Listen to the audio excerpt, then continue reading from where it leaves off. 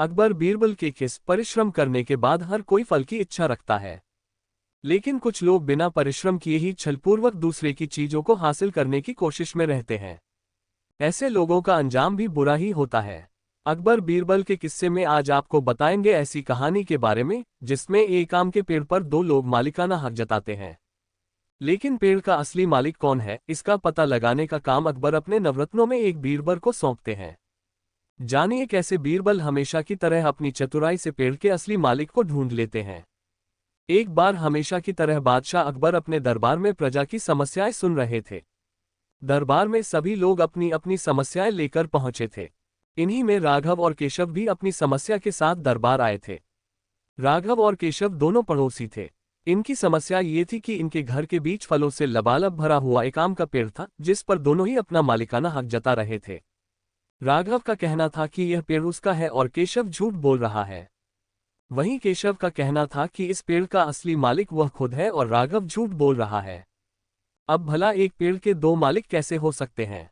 पेड़ एक और मालिक दो की यह समस्या काफी उलझी हुई थी, क्योंकि दोनों में से कोई भी हार मानने को तैयार नहीं था और राघव व केशव दोनों ही पेड़ पर अपना हक जता रहे थे। ऐसे में अकबर ने दोनों पक्षों की बातें सुनी और बहुत सोच विचार करने के बाद यह मामला अपने नवरत्नों में से एक बीरबल को सौंप दिया। इस समस्या के समाधान के लिए और सच्चाई का पता लगाने के लिए बीरबल ने एक नाटक रचा। उसी दिन बीरबल ने दो सिपाहियों से कहा कि वो राघव के घर जाएं और कहें कि उसके आम के पेड़ से आम चोरी हो रहे हैं। इसके बाद उन्होंने दो सिपाहियों को केशव के घर जाकर भी यही संदेश देने को कहा। साथ ही बीरबल ने ये भी कहा कि संदेश देने के बाद वो घर के पीछे ही छिपकर देखें कि इस संदेश के बाद राघव और केशव की क्या प्रतिक्रिया रहती है। सिपाहियों ने बिल्कुल वैसा ही किया जैसा बीरबल ने कहा। दो सिपाही केशव के घर गए और दो राघव के घर, लेकिन उन्हें पता चला कि राघव और केशव दोनों ही घर में नहीं है। ऐसे में सिपाहियों ने उनकी पत्नियों को ये संदेश दे दिया कि पेड़ से आम चोरी हो रहे हैं। केशव जब घर आया तो उसकी पत्नी ने उसे आम के चोरी की बात बताई। ये सुनकर केशव ने कहा, अरे भाग्यवान, पहले खाना तो खिला दो। आम के चक्कर में अब क्या भूखा बैठा रहूं, और वैसे भी कौन सा वह हमारा अपना है। चोरी हो रही है तो होने दो। इतना कहकर केशव आराम से बैठकर खाना खाने लगा। लेकिन जब राघव घर आया और उसकी पत्नी ने उसे आम चोरी होने की बात बताई तो वह ये सुनते ही उल्टे पांव पेड़ की तरह भागा।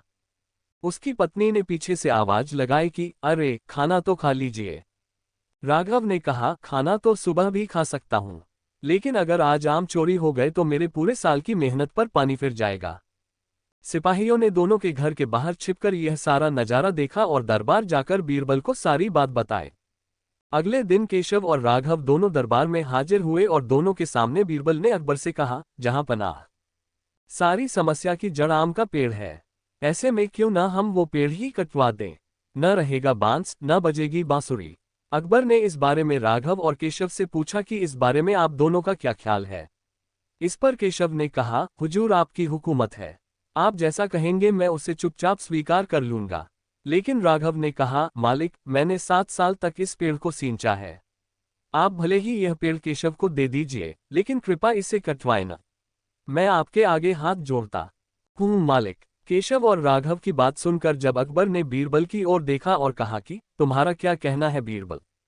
इसके बाद बीरबल ने अकबर को बीती रात का किस्सा बताया और कहा कि जहां पनाह, पेड़ एक और मालिक दो, ऐसा भला कैसे हो सकता है। कल रात हुई घटना और आज हुई इस बात के बाद ये साबित हो चुका है कि राघव ही पेड़ का असली मालिक है और केशव झूठ बोल रहा है। पेड़ के असली मालिक का पता बहुत ही समझदारी से लगाने के लिए अकबर ने बीरबल को शाबाशी दी और साथ ही उन्होंने अपने हक के लिए लड़ने के लिए राघव को भी बधाई दी। अकबर ने चोरी करने और झूठ बोलने के लिए केशव को जेल में बंद करने का आदेश दिया।